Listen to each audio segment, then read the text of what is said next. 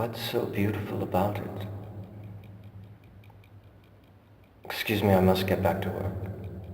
I must go in.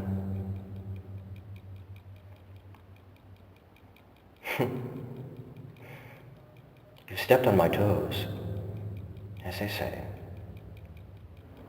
And I'm beginning to get angry and excited. So let's talk, shall we?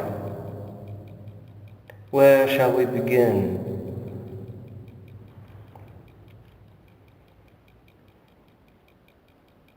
You know how it is sometimes with an obsession, a violent obsession. The moon, for example. Day and night, someone thinks only of the moon. Well, I have a moon. Every day and every night, I'm obsessed by one thought.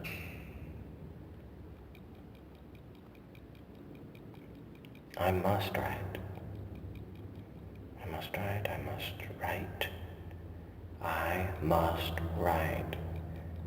I've hardly finished one novel when I must write another, and then a third, and after the third a fourth.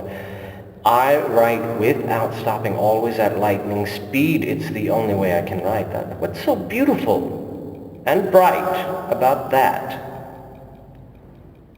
Life is really crazy. Here I'm talking to you and excited.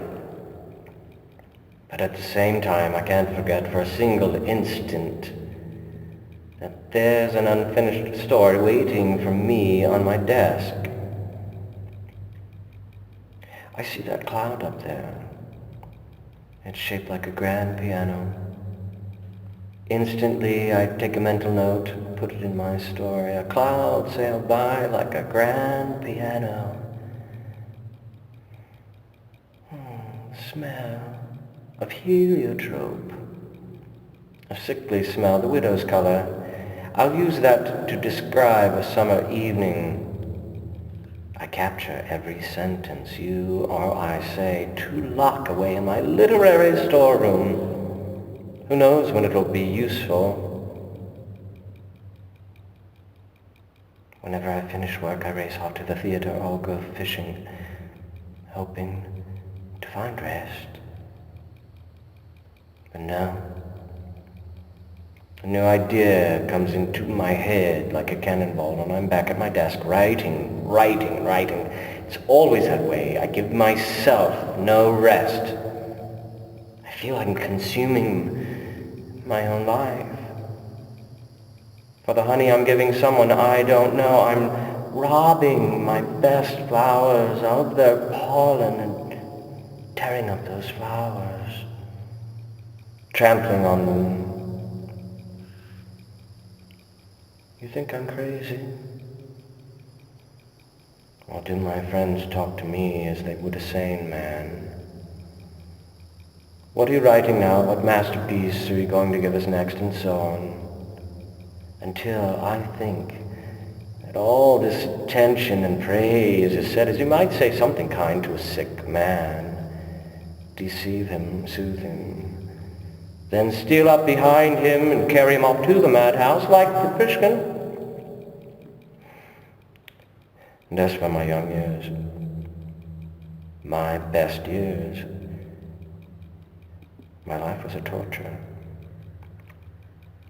A beginning writer, especially when he's unlucky, feels awkward and unwanted. The world doesn't need him.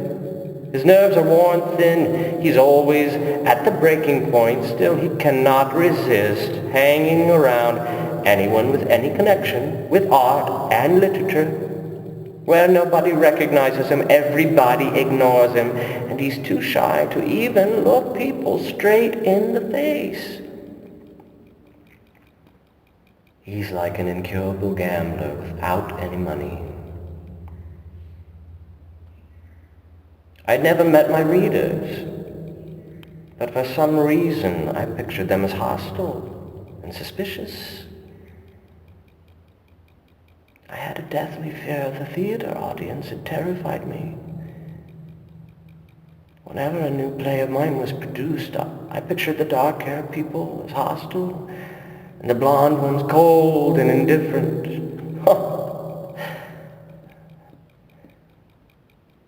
It was torture.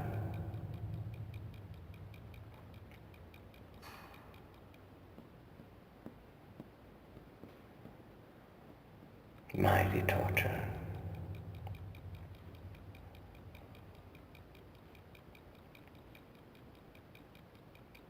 What success? I've never liked myself, and I don't like my work. And the worst of it is I live in a daze. Sometimes I don't know what I'm writing. I love this lake, the trees, the sky. I have a feeling for nature. It stirs up a kind of passionate urge to write about it. But I'm not only a landscape artist. I refuse to be only a landscape artist. I'm also a citizen. I love my country and its people, and I think that I should write about the people and their suffering and the future, the rights of man, science and society, and so on. And so I write on all subjects, always in a big hurry, and people are angry at me, and I run around like a fox being pursued by the hounds. I see science and society moving forward while I'm falling further and further behind, like a peasant trying to run after a train. And in the end, I feel all I can write about are landscapes. And in everything else, I'm false. False. Down to my very core.